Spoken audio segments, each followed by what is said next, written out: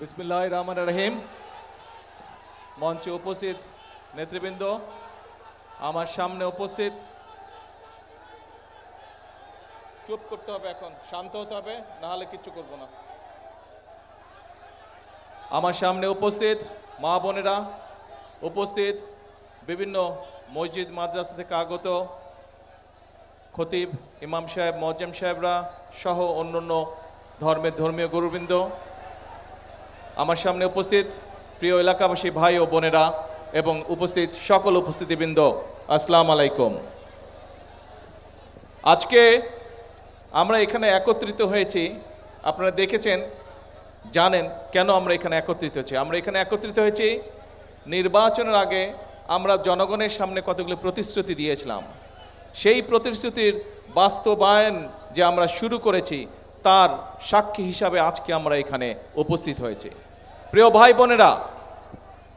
ভাই বোনেরা, আমরা অতীতে অনেক সময় শুনেছি যে বাংলাদেশকে অমুক রাষ্ট্রের মতন বানিয়ে ফেলবো, বাংলাদেশকে তমুক দেশের মতন বানিয়ে ফেলবো। আমরা বাংলাদেশকে অন্য কোনো দেশের মতন বানাতে চাই না। আমরা বাংলাদেশকে তৈরি করতে চাই একটি কল্যাণমুখী রাষ্ট্র হিসাবে, যেই রাষ্ট্রে কম বেশি প্রতিটি শ্রেণীর মানুষকে রাষ্ট্র তার সামর্থ্য অনুযায়ী সাহায্য করবে, সহযোগিতা দিবে। যেই রাষ্ট্রে প্রত্যেকটি শ্রেণীর প্রতিটি মানুষ তার মর্যাদা অনুযায়ী তার প্রাপ্য রাষ্ট্রের কাছ থেকে পাবে। প্রিয় ভাই বোনেরা, সেজন্যই আপনারা দেখেছেন যে আমরা নির্বাচনের আগে বলেছিলাম আমরা দেশে ফ্যামিলি কার্ড দিতে চাই পরিবারের নারী প্রধানকে। কেন? এই জন্য আমরা দিতে চাই যে আমরা বিশ্বাস করি যে পরিবারের নারী বা সমগ্র বাংলাদেশের জনসংখ্যার অর্ধেক হচ্ছে নারী, তাদেরকে পেছনে ফেলে কখনো দেশ এগিয়ে যেতে পারে না। এবং সে কারণেই দেখেছেন দেশনেত্রী বেগম খালেদা জিয়া যখন রাষ্ট্র পরিচালনার দায়িত্বে ছিলেন, তিনি নারীদের শিক্ষা ব্যবস্থা বিনামূল্যে করে দিয়েছিলেন ইন্টারমিডিয়েট পর্যন্ত। বর্তমান সরকার আমরা সিদ্ধান্ত গ্রহণ করেছি দেশনেত্রী খালেদা জিয়ার সেই পলিসিকে আমরা সামনে এগিয়ে নিয়ে যাব। আমরা তাদেরকে অনার্স পর্যন্ত বিনামূল্যে পড়ালেখার সুযোগ করে দিব নারীদেরকে। এবং শুধু তাই নয়, পাশাপাশি যারা ভালো রেজাল্ট করবে তাদেরকে আমরা সরকার থেকে বৃত্তির ব্যবস্থা করব। অর্থাৎ বাংলাদেশের নারী যে সমাজ, অর্ধেক জনগোষ্ঠী, তাদেরকে আমরা এম্পাওয়ার্ড, অর্থাৎ তাদেরকে আমরা শিক্ষিত করতে চাইছি। একই সাথে শুধু শিক্ষিত করলে হবে না, এই নারীদেরকে আত্মনির্ভরশীল করে গড়ে তুলতে হবে। সেটি গ্রামে থাকুক, ইউনিয়নে থাকুক, উপজেলা থাকুক, যেখানেই থাকুক না কেন, একজন নারী তাকে আত্মনির্ভরশীল হতে হবে। এবং সে কারণেই আমরা ফ্যামিলি কার্ডের পরিকল্পনা গ্রহণ করেছি। আমি এই যে আজকে আপনাদের সামনে কয়েকজন আমার হাত থেকে ফ্যামিলি কার্ড নিয়ে গেলেন, আমি তাদেরকে জিজ্ঞেস করলাম এই ফ্যামিলি কার্ডের অর্থ দিয়ে আপনি কি করবেন। সেই সকল মা বোনেরা আমাকে উত্তর দিয়েছে। কেউ বলেছে যে সন্তানদের লেখাপড়া যাতে সঠিকভাবে হয় এই টাকা তার জন্য খরচ করব। কেউ বলেছে যে বয়স হয়ে গেছে, আমি ওষুধ কিনতে পারি না, এটা দিয়ে আমি ওষুধ কিনব। কেউ বলেছে সংসারের আয় রুজি বাড়ানোর জন্য ছোট করে একটি পুঁজি বিনিয়োগ করব এখান থেকে। অর্থাৎ সংসারকে সুন্দরভাবে শক্তিশালী ভিত্তির উপরে গড়ে তুলবে, সন্তানদের লেখাপড়া, নিজেরকে সুস্থ রাখা, একই সাথে তাকে পুরো পরিবারকে অর্থনৈতিকভাবে ধীরে ধীরে একটি শক্তিশালী ভিত্তির উপরে প্রতিষ্ঠিত করা। অর্থাৎ এই নারীদেরকে আমরা সামনে আত্মনির্ভরশীল গড়ে তোলার জন্য শিক্ষা এবং অর্থের ব্যবস্থা করেছি। আসেন এরপরে আপনারা দেখেছেন যে আমরা এখানে বিভিন্ন মসজিদের ইমাম, মুয়াজ্জিম, খতিব সাহেব সহ অন্যান্য ধর্মের যারা ধর্মীয় গুরু আছেন তাদেরকে আমরা সহযোগিতা করেছি এখানে রাষ্ট্রের পক্ষ থেকে। কেন সহযোগিতা করেছি? তারাও সমাজের একটি বিরাট অংশ, তারা সমাজে গুরুত্বপূর্ণ ভূমিকা পালন করেন। আমরা আমাদের জীবনের বিভিন্ন মোড়ে যখন বিভিন্ন রকম সমস্যায় পড়ি তখন আমরা তাদের কাছ থেকে বিভিন্ন রকম পরামর্শ গ্রহণ করি। অর্থাৎ আমাদের ধর্মে, যে কোনো ধর্মে একজন মানুষের জন্ম থেকে মৃত্যু পর্যন্ত এই মানুষগুলো বিভিন্ন রকম সহযোগিতা এবং পরামর্শ করে থাকেন। কাজে এই মানুষগুলোকেও আমরা চাই তারাও অর্থনৈতিকভাবে আত্মনির্ভরশীল হয়ে থাকুক, গড়ে উঠুক, তাদেরকে আমরা পিছনে ফেলে রাখতে পারি না। সমাজের এই মানুষগুলোর জন্য আমরা সেই জন্য এই ব্যবস্থা করেছি, এই ভাতার ব্যবস্থা করেছি। আসেন প্রিয় ভাই বোনেরা, এরপরে হচ্ছে কৃষি। বাংলাদেশের সমগ্র বাংলাদেশের অধিকাংশ মানুষ এখনও কৃষি পেশার সাথে জড়িত। বাংলাদেশ হচ্ছে একটি কৃষি প্রধান দেশ। দেশের জনসংখ্যার অর্ধেকেরও বেশি মানুষ প্রত্যক্ষ বা পরোক্ষভাবে এই কৃষির সাথে জড়িত। আমরা নির্বাচনের সময় বলেছিলাম যে ঠিক ফ্যামিলি কার্ডের মতন আমরা এই দেশের কৃষক ভাইদের পাশে দাঁড়াতে চাই, তাদেরকে আমরা রাষ্ট্রের পক্ষ থেকে সহযোগিতা করতে চাই, যাতে করে আমাদের কৃষক ভাইরা ধীরে ধীরে শক্তিশালী অর্থনৈতিক ভিত্তির উপরে গড়ে উঠতে পারে, যাতে করে তারা আত্মনির্ভরশীল হতে পারে অর্থনৈতিকভাবে। সেই জন্য আমরা তাদেরকে কৃষক কার্ড দেওয়ার পরিকল্পনা গ্রহণ করেছি এবং এই পরিকল্পনা আমরা এর মধ্যে বাস্তবায়নেরও কাজ শুরু করেছি। শুধু তাই নয়, আপনাদের নিশ্চয়ই মনে আছে, আপনারা অনেকেই জানেন, আমরা নির্বাচনের আগে বলেছিলাম যে আল্লাহর রহমতে বিএনপি সরকার গঠন করতে সক্ষম হলে বাংলাদেশে যে সকল কৃষক ভাইদের কৃষি ঋণ 10,000 টাকা পর্যন্ত আছে, সেই কৃষি ঋণ আমরা 10,000 টাকা পর্যন্ত কৃষি ঋণ সুদসহ মৌকুফ করব। আল্লাহর আমাদের সরকার গঠন করার পরে আমরা প্রথম সপ্তাহে মন্ত্রী পরিষদের বৈঠকে বাংলাদেশের 13 লক্ষ কৃষক যাতে 10,000 টাকা পর্যন্ত কৃষি ঋণ ছিল সেটি আমরা মৌকুফ করেছি। প্রিয় ভাই বোনেরা, এরপরে আসুন তরুণ সমাজ বা শিক্ষার্থী আমাদের সন্তানদের লেখাপড়ার বিষয়।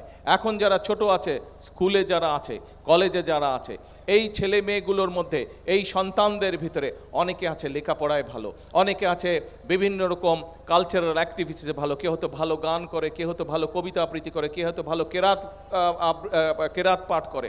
এদের মধ্যে অনেকেই আছে, কেউ হয়তো ফুটবল ভালো খেলে, কেউ হয়তো ক্রিকেট ভালো করে। আমরা সেই জন্য কি করেছি, আমরা নতুন করি নামক যেই অনুষ্ঠানটি শহীদ রাষ্ট্রপতি জিয়াউর রহমান চালু করেছিলেন সেই অনুষ্ঠানটি আবার চালু করা হয়েছে। এবং শুধু তাই নয়, আমাদের দেশের সন্তানদের মধ্যে থেকে প্রতিভাকে বের করে নিয়ে আসার জন্য আমরা এর পাশাপাশি কালচারাল অ্যাক্টিভিটিসের পাশাপাশি আমরা তাদের মধ্যে যারা ভালো খেলোয়াড় হতে পারে, ভবিষ্যতে খেলোয়াড় হতে পারে, অর্থাৎ ক্রীড়াকে শুধু ডাক্তার ইঞ্জিনিয়ার না, শুধু উকিল ব্যারিস্টার মোক্তার না, ক্রীড়াও যাতে একটা পেশা হতে পারে, সেই জন্য সেভাবে আমরা আমাদের ভবিষ্যৎ সন্তানদেরকে গড়ে তুলছি। সেই জন্য আমরা নতুন করে ক্রীড়ার আয়োজন করেছি। আপনারা দেখেছেন কয়েকদিন আগে প্রাইমারি স্কুলের প্রায় 22 লক্ষ, সারা বাংলাদেশে 22 লক্ষ ছেলে মেয়ে ফুটবল খেলা প্রতিযোগিতায় অংশগ্রহণ করেছিল। প্রিয় ভাই বোনেরা, সন্তানদের লেখাপড়া করার জন্য আমরা বলেছি তাদের পুরো সিলেবাস আমরা এমনভাবে তৈরি করতে চাইছি যেই সিলেবাস তৈরি করলে একটা ছেলে যখন, একটা মেয়ে যখন ক্লাস 1-এ ভর্তি হবে এবং ক্লাস 12 ইন্টারমিডিয়েট পড়া শেষ করবে, তখন যাতে সে আত্মনির্ভরশীল হতে পারে। শুধু পড়ালেখা না, পড়ালেখার পাশাপাশি পড়ালেখা যখন শিখবে, যেমন শিখবে সে, ঠিক একইভাবে সে বিদেশি 2টা ভাষায় কথা বলতে পারবে। সে একই সাথে খেলায় কোনো না কোনো মিনিমাম একটি খেলার মধ্যে সে এক্সপার্ট হতে পারবে। সে কোনো না কোনোভাবে একটি কালচারাল লাইনে এক্সপার্ট হতে পারবে। অর্থাৎ একটি সন্তানকে আমরা পরিপূর্ণ মানুষ হিসাবে তৈরি করতে পারি, যেই মানুষটি দেশেই হোক অথবা বিদেশেই হোক সে আত্মনির্ভরশীল হয়ে গড়ে উঠবে। অর্থাৎ আমরা বিএনপি বিশ্বাস করি যে আমরা যদি দেশকে উন্নতি করতে চাই, তাহলে মানুষকে কখনো পিছনে রেখে বা মানুষকে সঠিকভাবে যদি আমরা তৈরি করতে না পারি, দেশকে এগিয়ে নিয়ে যেতে পারা যাবে না। আমরা যতই বড় স্লোগান দেই না কেন, যত বড় স্লোগান আমরা দেই না কেন, মানুষকে যদি আমরা প্রত্যেকটি নাগরিককে, দেশের প্রত্যেকটি নাগরিককে যদি আমরা আত্মনির্ভরশীল হিসেবে গড়ে তুলতে না পারি, দেশের প্রত্যেকটি নাগরিককে যদি অর্থনৈতিকভাবে আমরা আত্মনির্ভরশীল করে গড়ে তুলতে না পারি, তাহলে কখনোই আমরা দেশকে গড়ে তুলতে পারবো না। প্রিয় ভাই বোনেরা, আপনারা এখানে দেখেছেন অনেক মানুষ, এই যে এখানে একজন মানুষ একটু আগে একজন ডিসেবল মানুষ সে বক্তব্য দিয়ে গেছে যে তাকে আমরা একটি চাকরির ব্যবস্থা করে দেওয়া হচ্ছে সরকারের পক্ষ থেকে। আপনারা দেখেছেন আরও অনেকগুলো মানুষ এখানে গিয়েছে, তারা বিভিন্নভাবে, কেউ অসুস্থ, কেউ অন্যভাবে শারীরিক প্রতিবন্ধকতা আছে।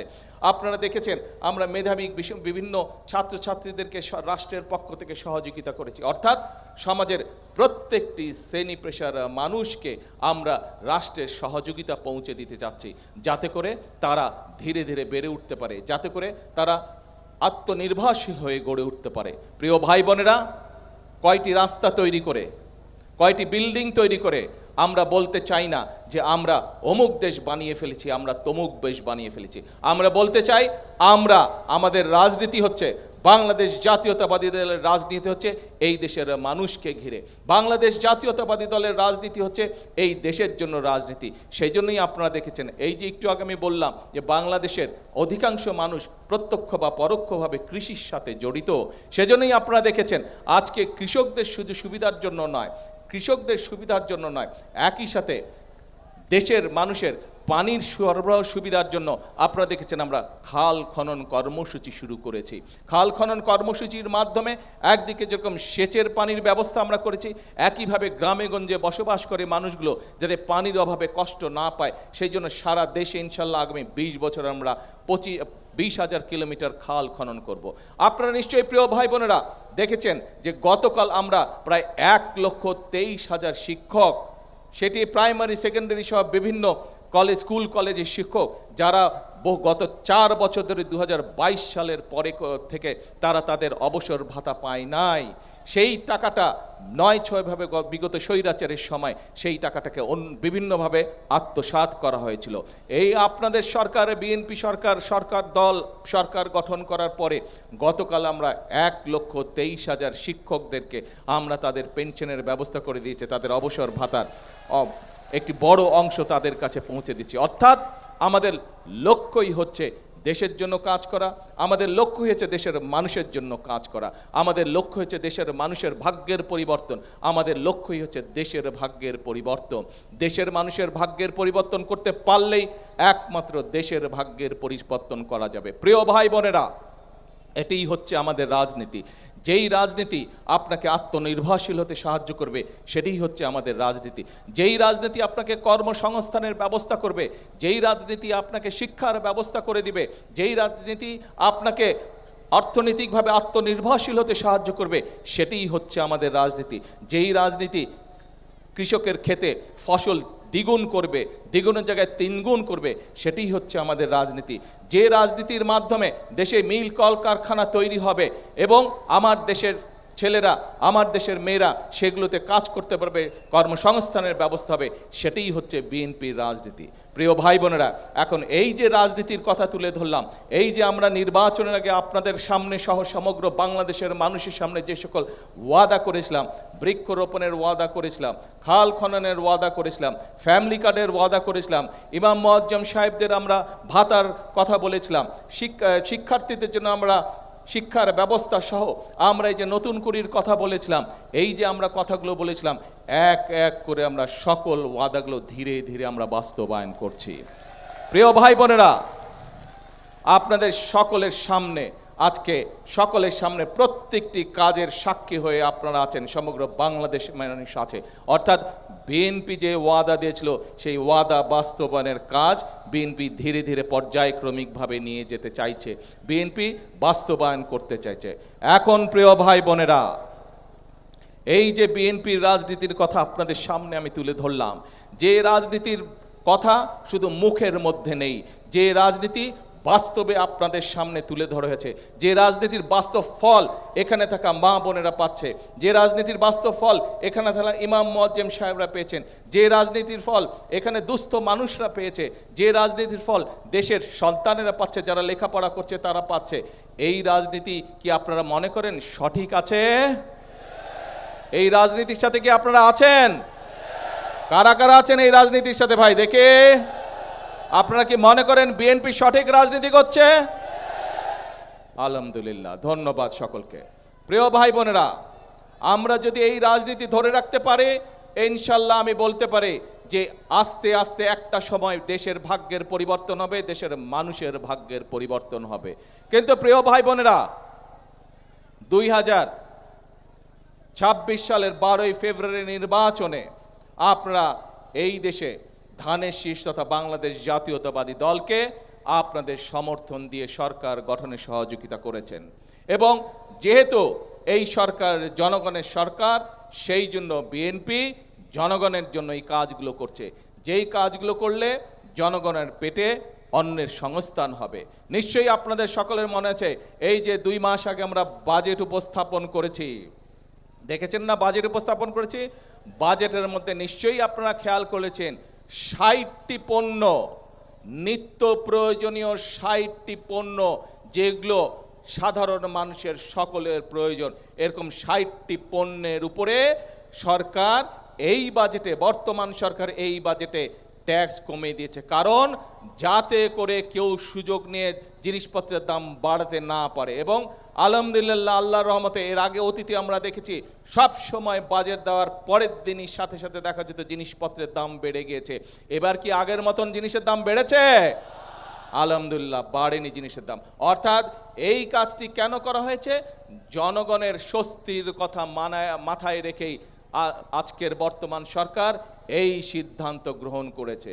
এখন প্রিয় ভাই বোনেরা, আমাদেরকে যদি ফ্যামিলি কার্ড বাস্তবায়ন করতে হয়, আমাদেরকে যদি কৃষক কার্ড বাস্তবায়ন করতে হয়, আমাদেরকে যদি খাল খনন কর্মসূচি বাস্তবায়ন করতে হয়, আমাদেরকে যদি প্রতি উপজেলায় আমরা দেশের মানুষ চিকিৎসা সেবা পাওয়ার জন্য, বিশেষ করে উপজেলা জেলা পর্যায়ে যে সকল মানুষ থাকেন, উপজেলা পর্যায়ে গ্রামে ইউনিয়নে যে সকল মানুষ থাকেন, আপনাদের চিকিৎসা সুবিধা বাড়ানোর জন্য এই বর্তমান সরকার সিদ্ধান্ত গ্রহণ করেছে যে আগামী 5 বছরের মধ্যে বাংলাদেশের 553টি যে উপজেলা আছে, প্রত্যেক উপজেলায় এখন যে 50 সদস্যের হাসপাতাল আছে, এই 50 বেডের হাসপাতাল আছে, এটিকে ইনশাল্লাহ আমরা 151 বেডের হাসপাতালে রূপান্তরিত করব।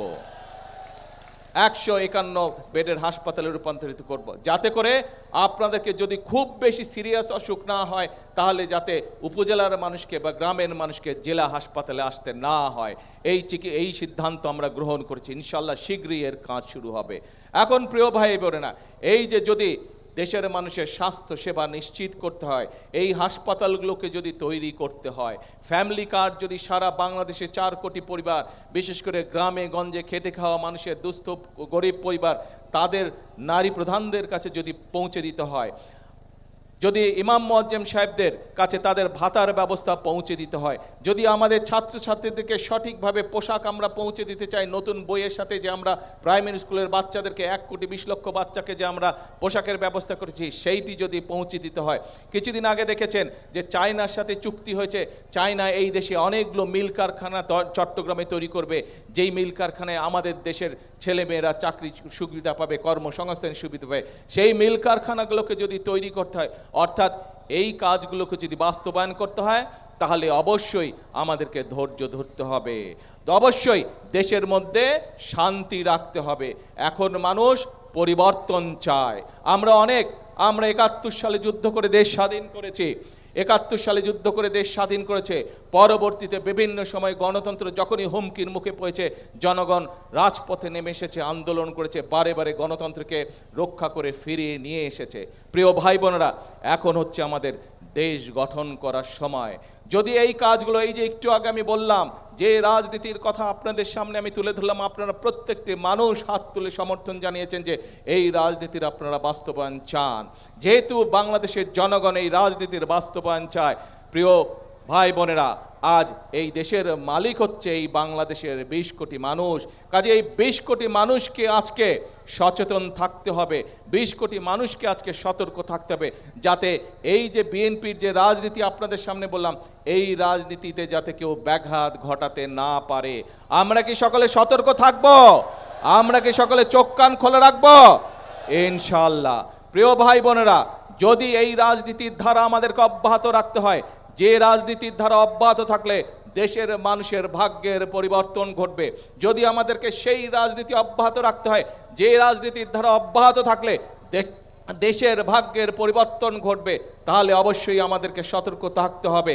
দেশে অনেক বিভ্রান্তকারী আছে, অনেক রটনাকারী আছে, এদের ব্যাপারে আমাদেরকে সতর্ক থাকতে হবে। দেখতে হবে এরা অতীতে কি করেছে, সেই অতীত বিবেচনা করে তাদেরকে আমাদেরকে চোখে চোখে রাখতে হবে। সেই অতীত বিবেচনা করেই আমরা ভবিষ্যতে তারা কি করছে সেদিকে আমাদেরকে নজর রাখতে হবে। আমরা দেখেছি 71-এ তাদের ভূমিকা কি ছিল, আমরা দেখেছি 86 সালে তাদের ভূমিকা কি ছিল, আমরা দেখেছি 96 সালে তাদের ভূমিকা কি ছিল, আমরা দেখেছি বিগত 17 বছরের জনগণের যে আন্দোলন, সেই আন্দোলনে তাদেরকে আমরা রাজপথে দেখিনি। দেখেছিলেন আপনারা? আন্দোলনে বিএনপি সহ বিএনপির সাথে যেই রাজনৈতিক দলগুলি মাঠে ছিল, তাদের নেতাকর্মীরা অত্যাচার নির্যাতনের শিকার হয়েছে, গুম খুনের শিকার হয়েছে।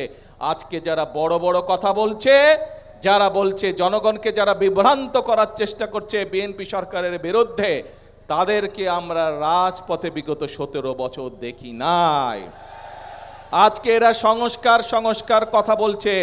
বিএনপি 2022 সালে সংস্কারের কথা বলেছে। কোথায় ছিলেন তখন আপনারা সংস্কার নিয়ে?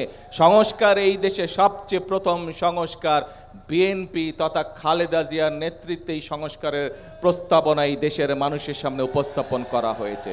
কাজে প্রিয় ভাই বোনেরা, আজকে এখন সময় এসেছে, দেশকে আমাদের স্থিতিশীল রাখতে হবে। কোনো বিভ্রান্তকারীর কথায় বিভ্রান্ত হলে চলবে না। বিভ্রান্তকারীরা যদি বিভ্রান্ত করতে আসে অতীতের মতন, তাদেরকে সমুচিত জবাব দিতে হবে যে তোমাদের অতীত আমরা দেখেছি, তোমাদের অতীত আমরা জানি, তোমরা অতীতে কি করেছো, কাজে তোমাদের কথায় আমরা কান দিব না। আমাদেরকে ফ্যামিলি কার্ডের বাস্তবায়ন করতে হবে, কৃষক কার্ডের বাস্তবায়ন করতে হবে, ইমাম মুয়াজ্জিম সাহেবদের যে ভাতা সেটির বাস্তবায়ন করতে হবে। আমাদের ভবিষ্যৎ সন্তানদেরকে আমাদের সঠিকভাবে গড়ে তুলতে হবে যাতে তারা মানুষের মতন মানুষ হতে পারে। আমার দেশের কৃষি ব্যবস্থাকে গড়ে করতে হবে, দেশে মিল কলকারখানা তৈরি করতে হবে যাতে দেশের বেকার যুবকরা, বেকার তরুণীরা যাতে সেখানে কর্মসংস্থানের ব্যবস্থা করতে পারে। অর্থাৎ আমাদেরকে এই কাজগুলো বাস্তবায়ন করতে হবে, তাহলেই আমরা সামনের দিকে এগিয়ে যেতে পারবো। প্রিয় ভাই বোনেরা, আজকের এই অনুষ্ঠানে একটু পরে মাগরিবের আজান দিবে, আর কথা বলাবো না। আসুন, আমরা কি সকলে চাই এইখানে যেই কাজের বাস্তবায়ন আপনাদের চোখের সামনে আপনারা দেখলেন, সেই আমরা কি প্রত্যাশা করতে পারি যে ইনশাআল্লাহ আপনারা সকলে মিলে বিএনপিকে সমর্থন দিয়ে এই কাজগুলো এগিয়ে নিয়ে যাবেন? সেই প্রত্যাশা কি করা যায়? ইনশাআল্লাহ। কিশোরগঞ্জবাসীর কাছে সেই প্রত্যাশা ব্যক্ত করে, সেই প্রত্যাশা রেখে আমি আমার বক্তব্য শেষ করছি। তার আগে একটি কথাই বলতে চাই, যেই কথাটি মনে প্রাণে আমি বিশ্বাস করি, সেই কথাটি হচ্ছে দেশের জন্য, সেই কথাটি হচ্ছে দেশের মানুষের জন্য। করব কাজ সবার আগে, করব কাজ সবার জন্য, ইয়েস, সবার আগে বাংলাদেশ এবং সবার জন্য বাংলাদেশ। আল্লাহ হাফেজ। বাংলাদেশ জিন্দাবাদ।